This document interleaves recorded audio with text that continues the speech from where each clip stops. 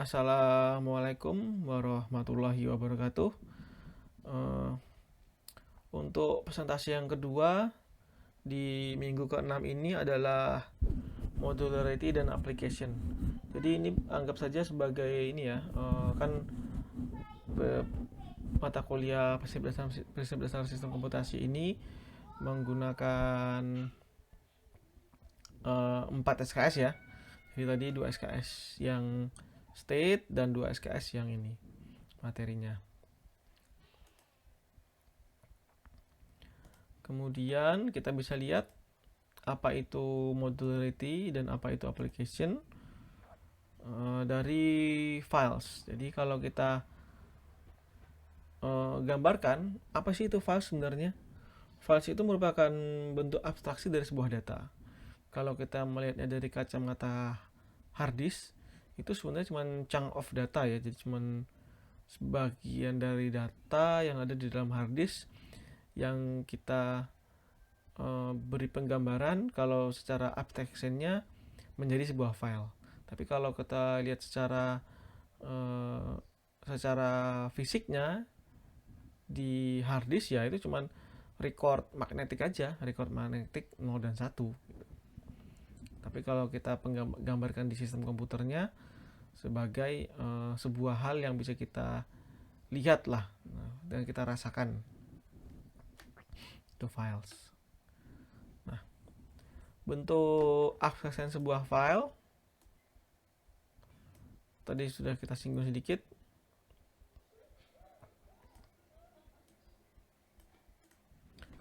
Itu kalau di hard disk, kalau kita lihat hard disk itu ya files itu merupakan record bit dari magnetik. Tapi secara kasat mata, file itu kalau kita yang melihat itu adalah sesuatu yang bisa dilihat, dibaca dan didengar. Tapi kalau secara tampilan di sistem operasi, file itu direpresentasikan sebagai sesuatu yang bisa diakses di dalam folder, di drive dan sebagainya. Nah, nanti tinggal kita melihat dari sisi kacamata yang mana saja. Nah, kemudian juga di dalam file itu ada data dan metadata. Itu merupakan bagian dalam file. Terus file itu tipenya juga bisa macam-macam ya. Bisa dokumen, bisa gambar, bisa musik, bisa video, dan seterusnya. Kemudian kita juga perlu tahu metadata itu apa. Metadata adalah atribut yang menemani file. Jadi bukan isi filenya, tapi atribut yang menemani file. Jadi atribut itu memudahkan sistem operasi untuk berinteraksi dengan file tersebut. Tuh.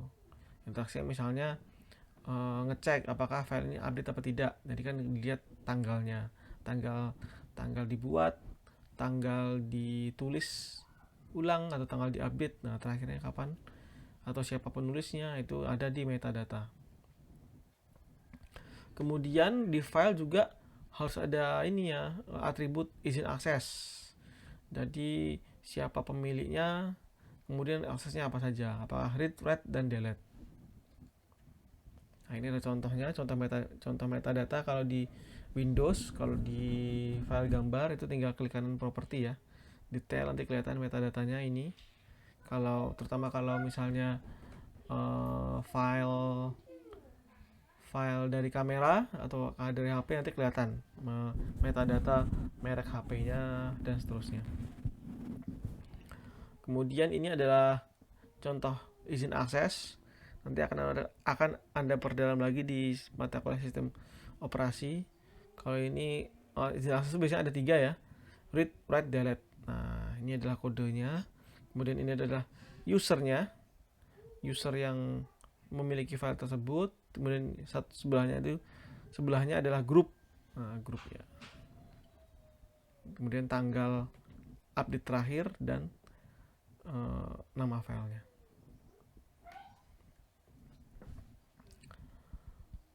Nah, pada file juga ada state-nya juga. Apakah state itu memiliki file? Ya, state file itu contohnya gini. Contohnya ketika kita membuka sebuah aplikasi yang membuka file misalnya, sistem itu akan nge-lock file tersebut. Jadi biar file itu nggak bisa dibuka di aplikasi lainnya gitu. Jadi ada namanya state lock pada file tersebut. Kita bisa lihat ya, misalnya bisa nggak buka file Microsoft Word terus dibuka lagi di tempat lain, kan biasanya nggak bisa kan, ke lock dia, nggak bisa dibuka di dua tempat. Kemudian ini contoh state pada file itu ada ketika disimpan di dalam hard disk, state-nya close dan unlock. Kemudian ketika dibuka itu sistem operasi akan mengopi filenya ke dalam memori sementara. Nah, kayak gini akan dikopi. Kemudian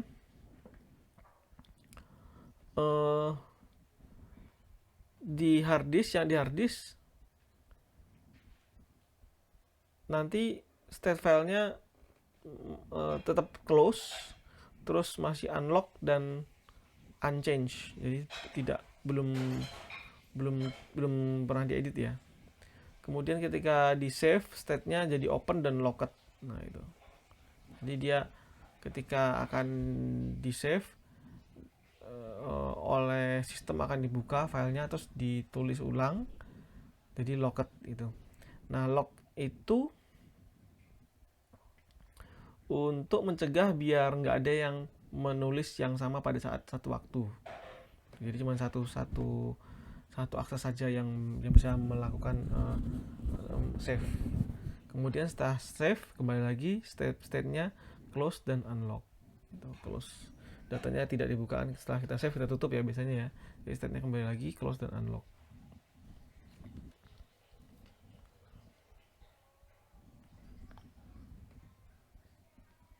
Nah, gimana kalau tiba-tiba kita sedang ngetik tiba-tiba crash gitu, tiba-tiba crash, maka sistem akan melakukan yang namanya recovery data. Jadi sebenarnya yang crash itu ya bukan data yang di hard disk, bukan file yang di hard disk, tapi biasanya harusnya sih filenya yang di harusnya diulangi. Jadi ketika sistem crash, dia datanya tidak hilang, karena masih ada di RAM. Jadi yang kita buka itu sebenarnya data yang dikopikan ke RAM, terus baru kita buka filenya gitu.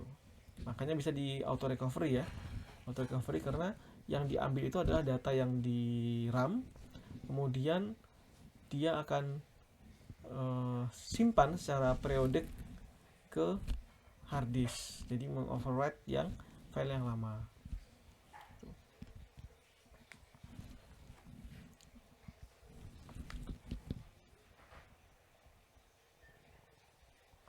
Nah, gimana kalau filenya yang kayak di Dropbox atau di Google Drive yang kita sync ke desktop kita?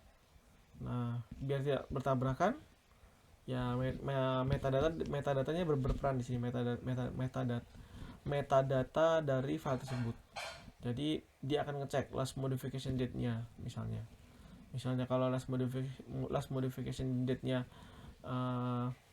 lebih jauh, lebih duluan, dia tidak akan bisa nge-save kalau yang akan kita buka gitu. Nah, dikira begitu.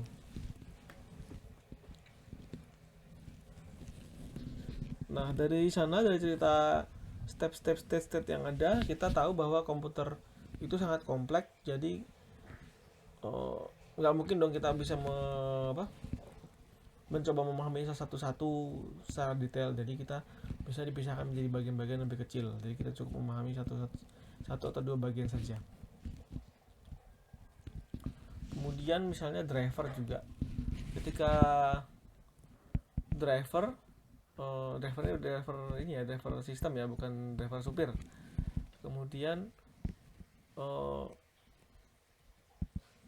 kalau kita membuat aplikasi terus kita butuh drivernya, tentu yang kita panggil kan ini ya, API driver dari sistem operasi, bukan kita bikin driver sendiri terus kita bikin assembly app sendiri buat membuka printernya. Itu tentu sangat meribetkan sekali ya, karena merek printer itu banyak, terus drivernya akan berbeda-beda. Jadi nggak mungkin dong membuat aplikasi yang harus kita develop semuanya dari nol, itu nggak mungkin. Terutama yang kaitan sama hardware ya. Jadi aplikasinya cukup mengakses drivernya, dan nanti drivernya yang bekerja untuk melakukan ngeprint.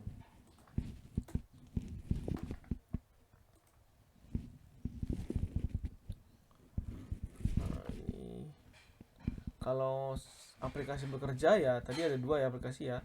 Pertama, data dibuka di RAM, di memori, kemudian CPU itu nanti akan mengirim instruksi kepada data, apakah mau di save, dihapus, diupdate, dan seterusnya. Ini di CPU. Jadi kalau kita tarik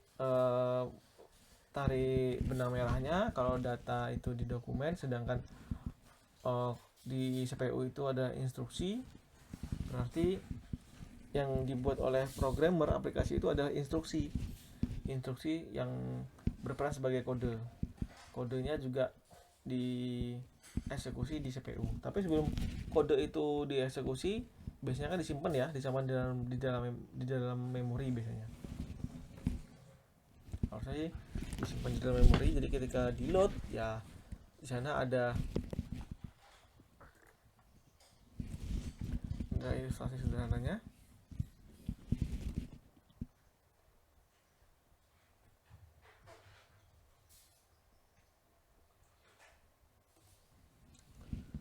Kemudian aplikasi modern itu ternyata lebih kompleks, jadi tidak sesimpel yang kita bayangkan di bagian sini saja. Tuh, kalau ini kan yang bentuk paling sederhana ya. Jadi ada juga aplikasi komunikasi antar hardware. Langsung pakai driver. Kemudian driver adalah salah satu service yang disediakan oleh sistem operasi kepada software. Kemudian yang berperan untuk membuka file, menulis, read write, kemudian koneksi ke touchscreen dan seterusnya, itu ya di operating system, bukan di aplikasi developer. Nah, jadi kode itu sendiri ya sebenarnya juga file juga, disimpan di memori juga, sama dengan data juga gitu. Tapi nanti bedanya dari kode itu, dia punya izin akses untuk sebagai executable.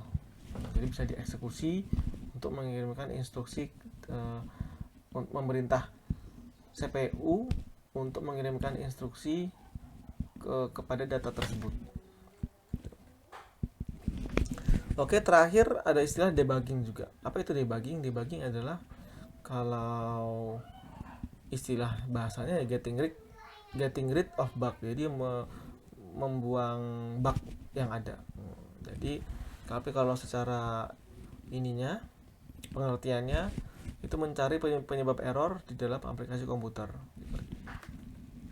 Nah, ini adalah taktik debugging. Ini ada free book ya, free book. Nah, ini rule-nya. Kemudian kita tadi sudah memahami sistem, understanding the system. Kemudian kalau debugging itu ya make it fail, jadi di errorin istilahnya. Kalau bahasa Jawanya di errorin. Kemudian nggak usah banyak dipikir, tapi dilihat, dicoba satu-satu. Error, change one, jadi one time at a time, dan seterusnya ya. Nah, contohnya misalnya dokumen tidak bisa di print. Kenapa nih? Kita masih ngedebug ya, nyari kenapa masalahnya di mana. Syaratnya ya diurut satu-satu state-nya, kemudian dicoba sekali, once at a time. Jadi sekali saja, jangan bareng-bareng nyoba yang lain ya, nanti kita malah nggak ketahuan debuggingnya masalah di mana. Jadi kita coba satu-satu. Misalnya pertama kita coba different dokumen, masih nggak bisa buat ngeprint, restart Word-nya, nggak bisa juga buat ngeprint. Terus coba lagi pakai Word yang sejenis, dibuka di tempat lain, nggak bisa juga. coba restart komputer nggak bisa, restart printer nggak bisa misalnya. Kemudian perbedaan komputer mungkin beda merek apa gimana, tetap aja nggak bisa.